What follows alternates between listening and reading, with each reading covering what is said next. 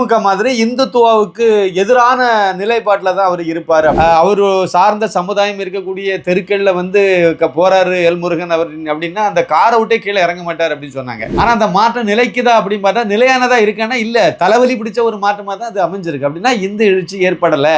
நீ வந்து திமுகவுக்கு போயிட்டா இல்லை திமுகவில் ஏதோ வந்து உனக்கு தந்து விலைக்கு வாங்கிட்டு போயிட்டாங்கன்னு சொன்னா அது உண்மைத்தன்மை இருக்குமா? இருக்காது. அது இந்துக்களுக்கு இந்து விரோத சங்கமாவே இருக்கட்டும். ஆனால் அண்ணாமலையே தானே இருப்பார். திருப்பரங்குன்றம் வழக்கில் வந்து ஜோசப் விஜயின் அவர்களுடைய அரசாங்கம் என்ன வேலையை பார்த்து வச்சிருக்கு அப்படின்னா பாகிஸ்தான் ஆக்குபைடு காஷ்மீர் தேவை, எங்களுக்கு பாகிஸ்தான் தேவையில்லைன்னு சொல்லிட்டு இருக்காங்க.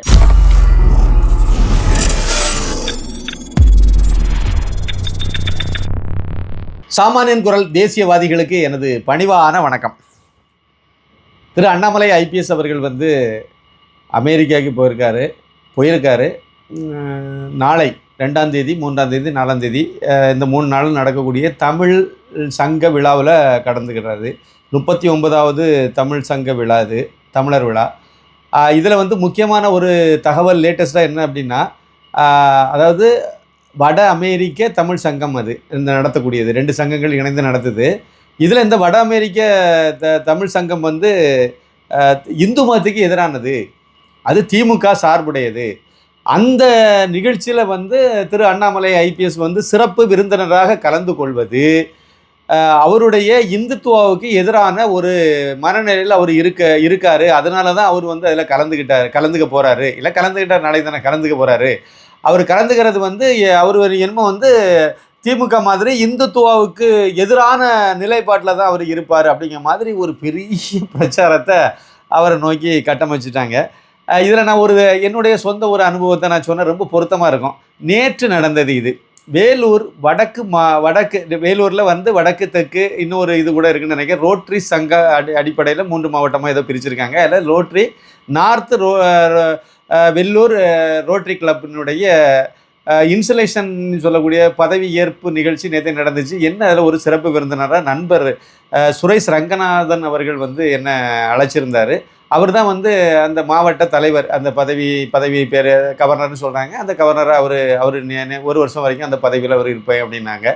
அந்த இதுக்கு நான் போயிருந்தேன். எனக்கு என்னென்னா அழைப்புதல் கொடுக்கும்போது அதில் நான் வரும்போது மற்றவங்க எல்லாம் அந்த யார் கலந்துக்குவாங்க இந்த இன்விடேஷன் எல்லாமே வந்துச்சு. நான் அந்த இதிலெல்லாம் பார்த்தால எல்லாருமே நார்மலாக அந்த எல்லாம் ரோட்டரி கிளப்பில் சம்மந்தப்பட்ட ஆட்கள் தான் அதில் பேர் இருந்தது.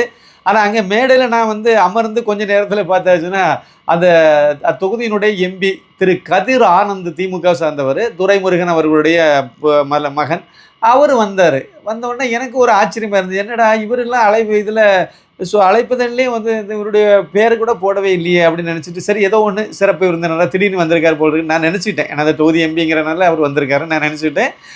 அப்புறமா தான் பேசும்போது தெரிஞ்சது நான் அவர்கிட்ட பேசலை. மற்றவங்க ஒவ்வொரு தடவை மேடையில் பேசும்போது அவங்க சொன்ன தகவலை வச்சு புரிஞ்சுது. அவர் அந்த ரோட்டரி கிளப்பினுடைய ஒரு மெம்பராக இருக்கார், அந்த ரொட்டேரியனாக அவர் இருக்கிறனால அவர் அதில் கலந்துக்கிட்டார் அப்படின்னு சொல்லி இருந்தார். நான் இருந்ததுக்கு ஒரு இது தாண்டி 3ஆவது இதில் அவர் இருந்ததுக்கு ஒரு 3ஆவது சீட்டில் நான் இருந்தேன். அவரை நான் பேசினது ஒரு வார்த்தை கூட நான் அவர்கிட்ட பேசவே இல்லை. கடைசியில் அவர் பேசினார், மேடையில் பேசினார். எனக்கு ஒரு மரியாதை அவருக்கு மேலே இருந்துச்சு நேற்றுக்கு அந்த நிகழ்வில். என்ன காரணம் அப்படின்னா, பொதுவாக வந்து அரசியல்வாதிகள், அமைச்சர்கள், எம்பி, எம்எல்ஏக்கள் எல்லாம் பெரிய ஏதோ அவங்க அந்த பதவிக்கு வர்றது வரைக்கும் நல்ல ஒழுங்காக தான் இருப்பாங்க. பதவிக்கு வந்த பிறகு செவ்வாய் கிரகத்திலேருந்து அவங்க வந்த மாதிரி நம்மெல்லாம் சாதாரண பூச்சிகள் புழு பூச்சி மாதிரி தான் நம்மளை வந்து நடத்துவாங்க. நீங்கள் ரொம்ப தூரத்துக்கு போக வேண்டாம். பாஜகவினுடைய மத்திய அமைச்சர் எல்முருகன் இருக்கார்ல, அவருடைய நடவடிக்கையே அப்படி தான். இப்போ கொஞ்சம் மாறி இருப்பான்னு நினைக்கிறேன், தெரியல.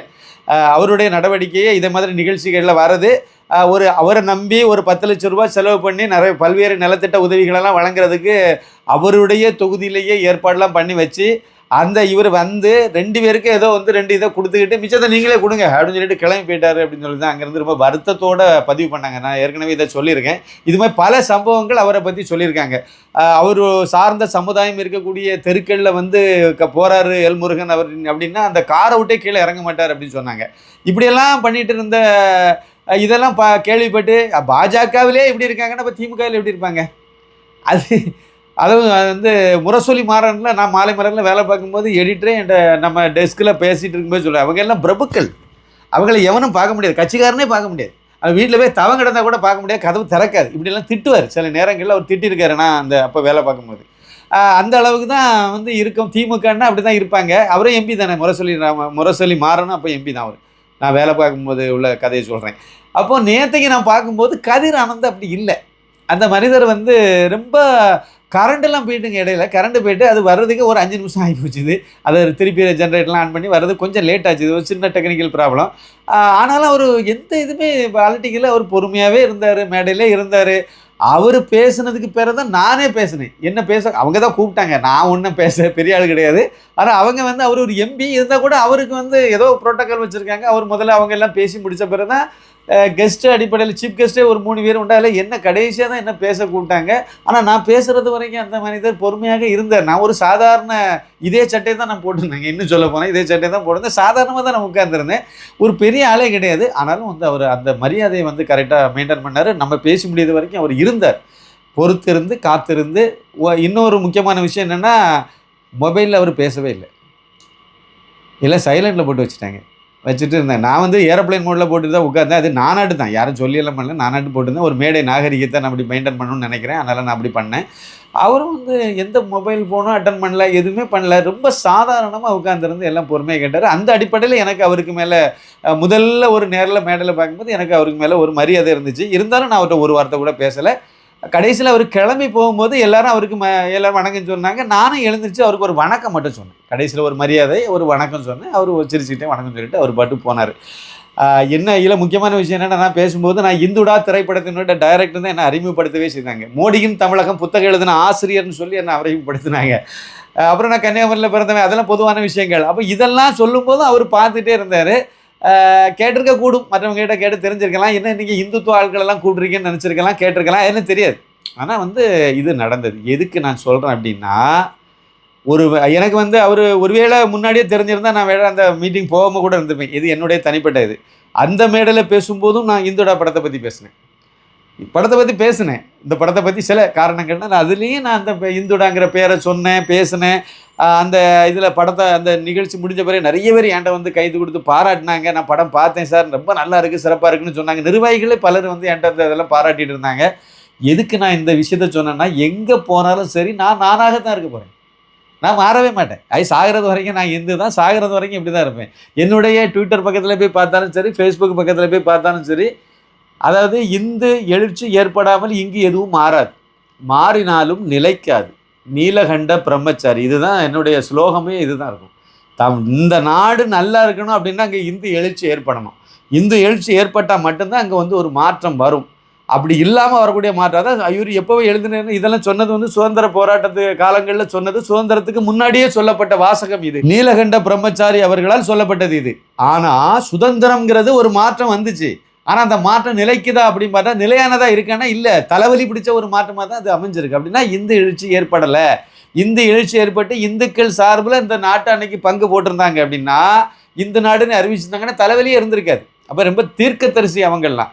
அப்போ அதைத்தான் நானே வச்சுருக்கேன். என்னுடைய ஸ்லோகமே அதுதான், என்னுடைய வாழ்க்கையும் அதுதான் நோக்கி தான் போயிட்டு இருக்கு. இதில் போய் நான் எங்கே மாற போகிறேன்? நீ வந்து கதிர் ஆனந்த் கலந்து கொண்ட, திமுக எம்பி கலந்து கொண்ட நிகழ்ச்சியில் நீ கலந்து கொண்டாய், ஆகவே நீ இந்து விரோதி, நீ வந்து திமுகவுக்கு போயிட்டா, இல்லை திமுகவில் ஏதோ வந்து உனக்கு தந்து விலைக்கு வாங்கிட்டு போயிட்டாங்கன்னு சொன்னால் அது உண்மைத்தன்மை இருக்குமா? இருக்காது. இதே தான் திரு அண்ணாமலை ஐபிஎஸ். நீங்கள் திமுகவுக்கு ஆதரவான ஒரு அமைப்பாகவே அந்த தமிழ் அமைப்பு இருந்துட்டு போட்டோம், அதில் பிரச்சனை இல்லை, அதுக்கு கூப்பிட்டாங்கல்ல. ஆனால் நான் ஒரு வார்த்தை சொன்னேன், என்னை கூப்பிட்டவர்கிட்ட நான் சொன்னேன், நான் இந்த மாதிரி படம் பண்ணிருக்கேன், அதுவும் தெரியும் என்னை பற்றி, படம்லாம் அவர் பார்த்துருக்காரு, படம் வந்து எடுத்துருக்கேன். அதே மாதிரி புத்தகம் உடனே சொன்னார், நீங்கள் புத்தகத்தை கொண்டு வாங்கினாரு, கொண்டு வந்தேன். அதை கொஞ்சம் அவர் கிளம்புன பிறகு தான் அந்த பார்சலை பிரித்து அவரே எல்லா மேடையில் இருக்கக்கூடியவங்களும் என் கைப்படையே கொடுக்க வச்சார். கொடுத்தோம், எல்லாத்துக்கும் அந்த புக்கு கொடுத்தோம். எல்லாம் மரியாதையை தான் வாங்கினாங்க. ரொம்ப சந்தோஷப்பட்டாங்க எல்லாருமே. அப்போ இதே மாதிரி நீங்கள் என்ன கூப்பிடும்போது நான் என்னுடைய நிலைப்பாட்டை நான் சொல்லிட்டேன். நானாக தான் இருப்பேன், அதனால் இப்படி தான் இருக்கும். உங்களுக்கு இதனால் ஏதாவது சிரமம் இருக்குன்னா நீங்கள் யோசிச்சுக்கிட்டுங்க. அது ஏன்னா எங்கள் ரோட்டு கிளப் நான் இது வரைக்கும் இதுக்கெல்லாம் நிகழ்ச்சி போனதில்லை அப்படின்னு சொன்ன உடனே அவர் உங்கள் மேலே எனக்கு பெரிய மரியாதை இருக்குது, நீங்கள் வரணும்னு நான் விருப்பப்படுறேன், அதனால் வரணும்னு சொன்னதுனால வேறு வழி இல்லை. இதுக்கு மேலே அன்பு கட்டளைக்கு மேலே ஒன்றும் பண்ண முடியாமல் இருந்தனால போனேன். இல்லை கண்டிப்பாக பொது நிகழ்ச்சி பெரும்பாலும் இந்த மாதிரி நிகழ்ச்சிகளை நான் தவிர்ப்பேன். பெரிய ஆள் கிடையாதுங்கிறது ஒரு பக்கம், இன்னொன்று தவிர்க்க தான் செய்வேன், எனக்கு பிடிக்காது இது. ஆனால் நேற்று போனாலே நடந்துச்சு. எதுக்கு நான் இந்த விஷயத்தை இப்போ சொல்கிறேன் அப்படின்னா, அமெரிக்காவில் நடக்கக்கூடிய நிகழ்ச்சி திமுக சார்புடைய தமிழ் சங்கமாகவே இருக்கட்டும், அது இந்துக்களுக்கு இந்து விரோத சங்கமாகவே இருக்கட்டும். ஆனால் அண்ணாமலையே தானே இருப்பார். அவர் எப்படி இந்துக்களுக்கு விரோதமாக, இந்துத்துவாவுக்கு எதிராக அவர் எப்படி போவார்? எல்லோருக்கும் பொதுவான ஆளாக இருந்தால் போதும். நீங்கள் இந்துக்களுக்கு சாதகமாக இந்து மணி லெவலில் நம்ம வந்து செயல்படணும்னு நம்ம அவர்கிட்ட சொல்லலை. இந்துக்களுக்கான உரிமையை மட்டுமே தான் இந்து முன்னணி கோரிக்கை வைக்கும். அதனால் அதே மாதிரி நீங்கள் இந்துக்களுக்கான உரிமைக்கு மட்டும் நீங்கள் போராட வேண்டாம். ஆனால் இந்துக்கள்லையே எல்லாத்தையும் மாதிரி மதிங்கன்னு தானே நம்ம சொல்கிறோம். எல்லோருக்கும் சம உரிமை கொடுங்கன்னு தானே சொல்கிறோம். அதைத்தானே இங்கே பண்ண மாட்டேங்கிறாங்க. அதானே பிரச்சனையே. அதைத்தானே நம்ம வந்து இவர் வந்தால் இன்னொன்று நல்ல ஆட்சி கொடுக்கணுங்கிறது நம்மளுடைய எதிர்பார்ப்பு. அதனால் எந்த காலத்துலையும் அவர் வந்து இந்துவாக தான் இருப்பார். அப்படி அவர் போகணும்னு நினச்சாருன்னா இந்த பாஜகவிலேருந்து வெளியேறேன்னு அறிவித்த அன்னைக்கு அவர் நெத்தியில் வந்து குங்குமமும் வச்சு விபூதியும் பூச வேண்டிய அவசியம் இல்லை. இன்னொன்று அவர் ஒரு ஐபிஎஸ் ஆஃபீஸராக இருந்தவர். அதனால் எந்த சூழ்நிலையிலும் அவர் இந்து மதத்துக்கு எதிராக விரோதமாக அப்படி போனால் அது தேச துரோகமாக தான் போய் நிற்கும். அந்த மாதிரிலாம் அவர் எந்த நிலைப்பாட்டிலையும் போக மாட்டார். ஆனால் அதை போடுறாங்க. எனக்கு ஒரு வார்த்தை என்னென்னா, இது வந்து தினமலர்லேயே செய்தியாக போட்டுறாங்க அப்படிங்கும்போது எனக்கு சரி ரைட்டு, அவங்களுக்கும் புரிதல் இப்படி தான் இருக்குது. அதனால் அதை பற்றி நம்ம பேச வேண்டிய ஒரு சூழ்நிலைக்கு வந்தோம், பேசணும். இவ்வளோதாங்க அந்த செய்தி. அதனால் என்னை பொறுத்த வரைக்கும் எந்த வகையிலும் அவர் அதிலிருந்து மாறப்போகிறதில்லை. இதில் இன்னொரு 1-2 சின்ன தகவல்கள் அந்த நேரத்தில் உங்கள்கிட்ட பகிர்ந்துக்கிட்டால் நல்லா இருக்கும்னு நினைக்கிறேன். ஒன்று வந்து என்ன அப்படின்னா, திருப்பரங்குன்றம் ஃபைல்ஸ் அப்படின்னு சொல்லி இந்து விரோத விஷத்தை கேட்குற ஒரு டாக்குமெண்ட்ரி ஃபிலிமை ஒன்று எடுத்து அதை வந்து சென்னை 4 ஃப்ரேம்ஸில் நேற்றைக்கு வந்து வெளியிடுறதாக முடிவு பண்ணி, யாரெல்லாம் கம்யூனிஸ்ட் கும்பல், அதே மாதிரி வந்து தமிமுன் அன்சாரி, இவர் யார் அப்படின்னா சிதம்பரம் தொகுதியில் இந்துக்களால் ஓட்டு போடப்பட்டு தேர்ந்தெடுக்கப்பட்ட எம்எல்ஏ திமுக சார்பில். இந்த ஆள் அது வேறு மதம் மாறி கிறிஸ்தவனாக மதம் மாறி போன கருணாஸ் அப்படிங்கிறவர். கருணாஸ் எப்படி ஆளை பார்த்துடுங்க, எல்லாம் இந்த மாதிரி தான் இருக்குது. அப்புறம் எஸ்டிபிஐ அப்படிங்கிற இந்த தேச துரோக இந்து விரோத முஸ்லீம் மதவெறி கட்சியினுடைய நிர்வாகிகள் இவங்க எல்லாம். அப்புறம் வந்து கனகராஜுங்கிற கம்யூனிஸ்ட் பயங்கரவாத அமைப்பினுடைய ஒரு ஆள். அதை அப்படி தாங்க சொல்லணும். தேச துரோக அமைப்புன்னு சொன்னால் ரொம்ப பொருத்தமாக இருக்கும். இவங்கெல்லாம் சேர்ந்து தான் அந்த படத்தை வந்து நேற்றைக்கு வெளியிடுறதா சத்யராஜ் இந்த நான் பார்த்துடுங்க. இந்துக்காரெல்லாம் சேர்ந்து தான் அவரை கொண்டாடணும். பார்த்துங்க கடைசியில் அது எங்கே போய் நிற்கிது பார்த்தீங்களா? அதுக்கு ஆரிஜின் எங்கேயோ அங்கே போய் நிற்கிது அது. சரி போட்டு ஒளிஞ்சு போட்டு முடிஞ்சு போச்சு. வாழ்க்கால் ஃபுல்லாக அதை வெளிப்படையாக காணிக்கலை. பின்னாடி நல்ல பிரபலமாகி எல்லாம் நிமிர்ந்து உட்கார்ந்த பிறகு இதெல்லாம் காணிக்க ஆரம்பிச்சிட்டாங்க. பார்த்தீங்களா? இந்துக்களால் ஓட்டு போடப்பட்டு தேர்ந்தெடுக்கப்பட்ட நிர்வாகிகளே, தேர்ந்தெடுக்கப்பட்ட எம்எல்ஏக்களே, மக்கள் பிரதிநிதிகளே எந்த லட்சணத்தில் இருக்காங்க பார்த்தீங்களா? எல்லாத்துக்கும் பொதுவாக இருந்தால் பரவாயில்ல. ஆனால் கோர்ட்டு தீர்ப்பை மதிக்க மாட்டேன்னு சொல்லி அதுக்கு ஒரு டாக்குமெண்ட்ரி அந்த டாக்குமெண்ட்ரியை அதில் வெளியிடணும்னு சொல்லி பண்ணி போனாங்க. ஆனால் இந்துக்களுடைய எதிர்ப்புனால நேற்றுக்கு அது போடலை அவங்க. அதுக்கு இன்னொரு முக்கியமான இதில் ரொம்ப எனக்கு இன்னொரு பார்வை இருக்குது. இதில் என்ன அப்படின்னா, ஒரு திரையரங்கு 4 ஃப்ரேம்ஸுங்கிற திரையரங்கில் தான் அதை வந்து ப்ரீவியூ தேட்டர். அதில் நிறைய சென்சார் படங்கள்லாம் நிறைய அதில் பார்ப்பாங்க. அதுலேயும் பார்ப்பாங்க, நிறைய தேட்டர் இருக்குது சென்சார் படம் பார்க்குறது. அந்த 4 ஃப்ரேம்ஸுங்கிற இதில் வந்து இதை வெளியிடுறாங்க. பிரசாத் லேபில் இருக்குது, அங்கே ஒரு தேட்டர் இருக்குது, ப்ரீவியூ தேட்டரு. அதில் வந்து படம் போடலாம், ப்ரெஸ் மீட் வைக்கலாம், இதே மாதிரி அங்கேயும் வைக்கலாம். இது மாதிரி நிறைய தேட்டர் சென்னையில் இருக்குது. இப்போ இதில் சட்டம் என்ன சொல்லுது அப்படின்னா, இது மாதிரியான தேட்டர்களில் இப்போ நான் ஒரு இந்துடா படத்தை எடுத்தோம், இதை வந்து நான் பெரிய திரையில் போட்டு பார்க்கணும் அப்படின்னு சொல்லி நானும் டெக்னீஷியனும் உட்காந்துருந்து நாங்கள் பார்க்குறோம் அப்படின்னா அதுக்கு அலவுடு, அது தப்பு கிடையாது. ஆனால் பொதுமக்களை நீங்கள் வாங்கன்னு கூப்பிட்டு பத்திரிகையாளர்களையோ இப்போ டிவி மீடியாக்காரங்களையோ கூப்பிட்டு நாங்கள் வந்து இதை காட்சிப்படுத்துகிறோம், பொதுமக்களையும் காட்சிப்படுத்துகிற அதை பார்வைக்கு நாங்கள் பண்ணுறோம் அப்படின்னா சென்சார் பண்ணணும். சென்சார் பண்ணால், அதனால தான் நம்மளே இந்துடா படத்தை இன்னமும் திரைக்கு கொண்டு வராமல் இருக்குது. காரணமே சென்சார் பண்ணால் தான் கொண்டு வரணும், அதுதான் சட்டம். அதை மதித்து தான் நம்ம வந்து அந்த சென்சார் அந்த யூடியூப்பில் மட்டுமே வெளியிட்டிருக்கோம். இது வந்து ப்ரீவியூ தியேட்டர் ஓனர்களுக்கும் தெரியும், அந்த நிர்வாகிகளுக்கும் தெரியும். அவங்க எப்படி இதை ஒத்துக்கிட்டாங்கன்னு எனக்கு தெரியல. முதல்ல அவங்க ஒத்துக்கவே கூடாது. ஏன்னா அது வந்து பொதுமக்கள் பார்வைக்கு ஒரு படம் திரையில் ரோட்டில் நம்ம போட்டு நம்ம சின்ன வயசில் இருக்கும்போது தெருவுலெல்லாம் படம் போட்டு காணிப்பாங்க தெரியுமா, ப்ரொஜெக்டர் வச்சு. அதுவே சென்சார் ஆகலைன்னா பண்ணக்கூடாது.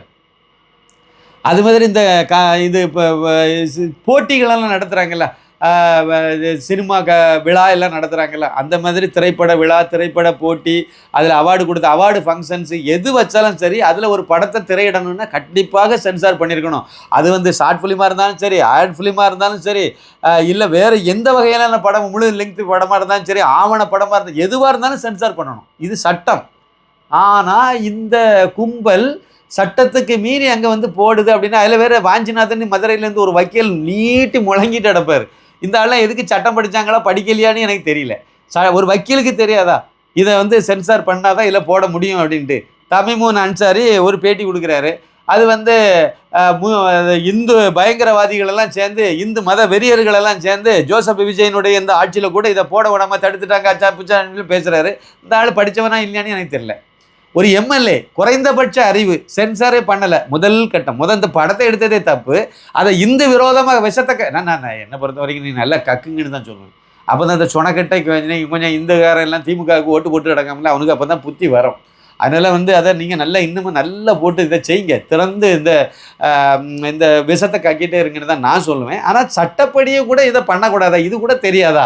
இதுக்கு வந்து ஆனால் ஒரிஜினலாக அங்கே வந்து இந்துக்களெல்லாம் கூட்டிட்டாங்க, ஒரு ரகலை பண்ணியிருக்காங்க. அது பிறகு இந்த படமும் வந்து அந்த காட்சிப்படுத்தல் ஒன்றே தள்ளி போயிட்டுனா அதை ரத்து பண்ணிட்டாங்க நேற்றுக்கு. அப்போ அது காரணம் வந்து இந்துக்களுடைய ஒற்றுமைங்கிறது. கொஞ்சோல பேர் தான் கூடியிருக்காங்க. அதுக்கு இந்த இதுனா 185% இருக்கக்கூடிய மக்கள் விழிப்புணர்வு பெற்று 150 பேர் 85% இருக்கக்கூடிய மக்களில் ஒரு 50 பேர் ஒன்று சேர்ந்துட்டாங்கன்னா என்ன ஆகும்? அரசியல் மாற்றம் இல்லை, எல்லா மாற்றமும் தமிழ்நாட்டில் சாத்தியமாகும். அதை நம்ம கண்டிப்பாக அதை நோக்கி போனோம். இதில் கூடுதலாக இன்னொரு தகவலையும் நம்ம இந்த நேரத்தில் சொல்லணும். என்ன அப்படின்னா, இதே கும்பல் இன்னொரு வேலையும் பார்த்துட்டு கிடக்கு. அந்த ஆட்சியாளர்களே பண்ணுறாங்க. அது கொஞ்சம் வேதனையாக இருக்குது. இந்த திருப்பரங்குன்றம் வழக்கில் வந்து ஜோசப் விஜயின் அவர்களுடைய அரசாங்கம் என்ன வேலையை பார்த்து வச்சுருக்கு அப்படின்னா, ஹைகோர்ட்டு கொடுத்தாச்சு தீபத்தூரில் தீபம் ஏற்றுங்க அப்படின்ட்டு. அதை திமுக அரசாங்கம் வந்து அதை எதிர்த்து தான் நாங்கள் நிற்போம்னு சொல்லிட்டு அவங்க நிலைப்பாடு கடைசி வரைக்கும் எல்லாம் பண்ணாங்க. ஆட்சியை இழந்து நாசமாக போயிட்டாங்க. முதலமைச்சரே காலியாகி போயிட்டார். இந்த சூழ்நிலையில் இப்போ வந்திருக்கக்கூடிய ஜோசப் விஜயனுடைய அரசும் அதையே இதை பின்பற்றி சுப்ரீம் கோர்ட்டில் அப்பீலுக்கு போகிறாங்க. இது எவ்வளோ பெரிய இந்து விரோதம்ங்கிறத ஒவ்வொரு இந்துக்காரனும் புரிஞ்சுக்கணும். அவர் ஜோசப் விஜய் வேணால் நினச்சிருக்கலாம், நம்மளுடைய ரசிகர்களெல்லாம் ஓட்டு போட்டாங்க, கிறிஸ்தவ முஸ்லீம்கள் தான் ஓட்டு போட்டு நம்ம ஜெயிச்சிருக்கோன்னு நினச்சிட்டு இருக்கலாம்.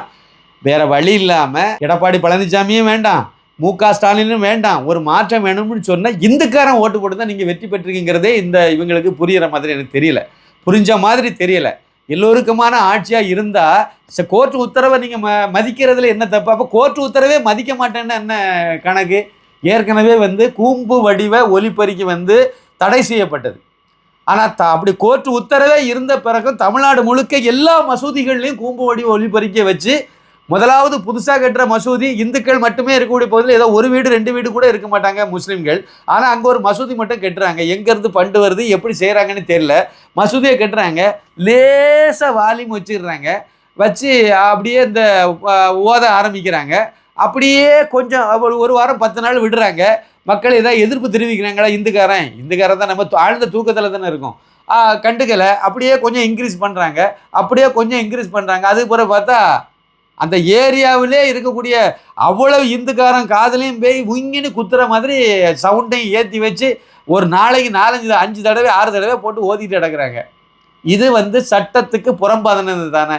அதை நீங்கள் நடவடிக்கை எடுத்தீங்கன்னா நீங்கள் நேர்மையான ஆள்னு சொல்லலாம். அதை விட்டுக்கிட்டு தீபத்தூணில் தீபம் ஏற்றணும்னு கோர்ட்டு உத்தவரையும் நீங்கள் மதிக்க மாட்டேங்கிறீங்க. கூம்பு வடிவ ஒலிபெருக்கி எல்லாருக்கும் பொதுவானது. இன்னொரு எல்லாருக்கும் தெரிஞ்ச ஒரு தகவல் சொல்கிறேன் சார். நீங்கள் தமிழ்நாடு முழுக்க நீங்கள் பாருங்கள், ஒரு சட்டம் இருக்குது, கட்டாயம் ஹெல்மெட்டு போட்டே ஆகணும் அப்படின்ட்டு. இந்த தொப்பி வச்சுட்டு வரக்கூடிய முஸ்லீமில் சில பேர், எல்லாத்தையும் சொல்ல முடியாது, நிறைய பேர் குடும்பஸ்தன் நல்ல சட்ட இதை பின்பற்றுறாங்க. அதான் சாமானிய முஸ்லீம்கள் பின்பற்றுறாங்க. நம்ம நாட்டுக்கு மேலே விசுவாசமாக தான் இருக்காங்க. அப்துல் கலாம் மாதிரி நிறைய பேர் இருக்க தான் செய்கிறாங்க. அவங்களுக்கு ஒரு சல்யூட். ஆனால் இந்த மத வெறி பிடிச்ச கும்பல் இருக்குது பார்த்தீங்களா, ஒரு குல்லாவை தலையில் போட்டுக்கிட்டு ஹெல்மெட்டு போட மாட்டேன்னு சொல்லி திமிரு பிடிச்சி அலையிறாங்க. சென்னையிலேருந்து கன்னியாகுமரி வரைக்கும் இது இருக்குது நடைமுறையில். இதுக்கு என்ன சொல்ல போகிறீங்க? இருக்குது அப்பட்டமாக நான் ஹெல்மெட்டு போட மாட்டேன், அதாவது நான் முஸ்லீம், நான் ஹெல்மெட்டு போட மாட்டேன், நான் இப்படி தான் இருப்பேன், உன் சட்டத்தை நான் மதிக்க மாட்டேன், இந்த நாட்டில் உள்ள எல்லா அழிச்சாட்டியமும் பண்ணுவேன், இங்கே உள்ள சோத்தையே திம்பேன், இங்கே தான் இருப்பேன், ஆனால் இந்த நாட்டு சட்டத்திட்டத்தை நான் மதிக்க மாட்டேன்னு சொல்லக்கூடியவங்களை நீங்கள் என்ன நடவடிக்கை எடுத்திருக்கீங்க? எந்த நடவடிக்கை எடுக்கிறேன்? அப்போ இந்த மாதிரியான இந்து விரோத போக்கு, இல்லைன்னா சிறுபான்மையினர் சொல்லிட்டு கிறிஸ்தவ முஸ்லீம்களுக்கு சாதகமான ஒரு ஆட்சியில் நீங்கள் நீடிச்சிங்கன்னா இது எங்கே போய் நிற்கும்? சரியா? அடுத்து இன்னொரு சின்ன இதுவும் ஒரு கேஸ் தான், அதையும் நான் உங்கள்கிட்ட இதில் சொன்னால் நல்லாயிருக்கும். அதாவது கோயம்புத்தூரை சேர்ந்த இந்து மக்கள் கட்சி நிர்வாகி சூர்யா பிரசாத் வந்து ஒரு ஹைகோர்ட்டில் ஒரு வழக்கு தொடர்ந்தார்.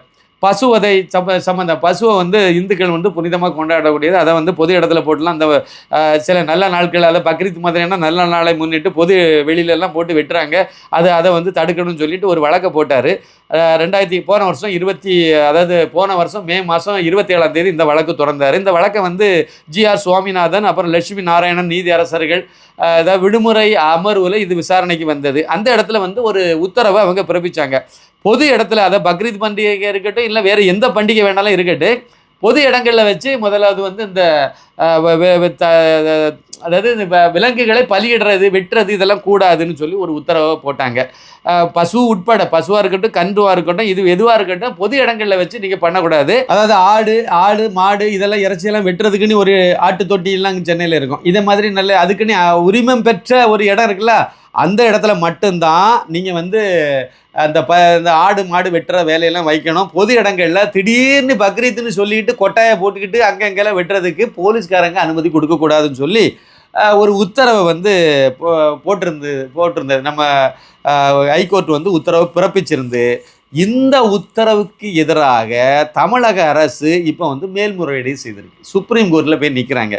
அதாவது வந்து நாங்கள் வந்து இதெல்லாம் வெட்டுறதில் தப்பு இல்லை, அது வந்து அவங்களுக்கு உரிமை மாதிரி அதை எடுத்துகிட்டு வராங்க. இந்த இடத்துல நீதியரசர்கள் இன்னொரு விஷயத்தையும் சொல்லியிருந்தாங்க. குரான்லேயோ இல்லைன்னா முஸ்லீம் மதத்தினுடைய எந்த இதுலேயுமே வந்து கட்டாயம் நீங்கள் வந்து பசுமாட்டை தான் வெட்டணும், இல்லைன்னா பசு கன்றை தான் வெட்டணும்னு சொல்லவே இல்லை. இங்கே தான் பிரச்சனையே.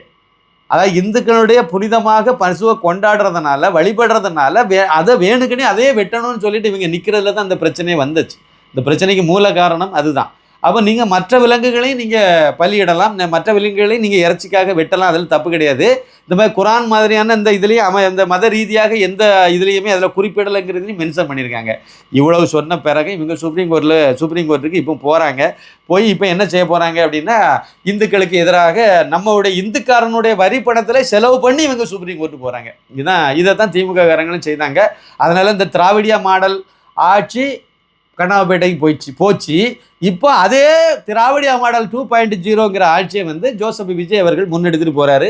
இதுக்கும் அதே மாதிரி தான் போய் முடிவுரை இப்படி தான் எழுதுவாங்க இந்துக்கள்ங்கிறது தான் என்னுடைய கருத்தாக இந்த இடத்துல இருக்குது. இதில் கூடுதலாக ஒரு சின்ன தகவல் மட்டும் சொல்லிடுறேன். ஒரு சர்வதேச செய்தி, ஒன்றும் இல்லை, பாகிஸ்தான் ஆக்குபைடு காஷ்மீர் இருக்குது பார்த்தீங்களா, அங்கே வந்து கடந்த பல வாரங்களாக அங்கே பெரிய சண்டை நடக்குது. ஒரு 58 பேருக்கு மேலே வந்து பாகிஸ்தான் போலீஸுக்காரன் சுட்டதுலேயே ஒரு 58 பேருக்கு மேலே செத்து போயாச்சு. செத்து போன பிறகு அங்கே வந்து போராட்டம் கொஞ்சம் பாடு இல்லை. அந்த போராட்டம் உச்சகட்டத்தில் போயிட்டே இருக்குது. இப்போ பாகிஸ்தான் அரசாங்கம் என்ன வேலையை பார்த்து வச்சுருக்கு அப்படின்னா, பாகிஸ்தான் ஆக்குபைடு காஷ்மீர் இருக்குது பார்த்தீங்களா, அந்த இந்தியாவினுடைய காஷ்மீர் தான் அது. அதை பாகிஸ்தான் ஆக்கிரமித்து வச்சுருக்கு.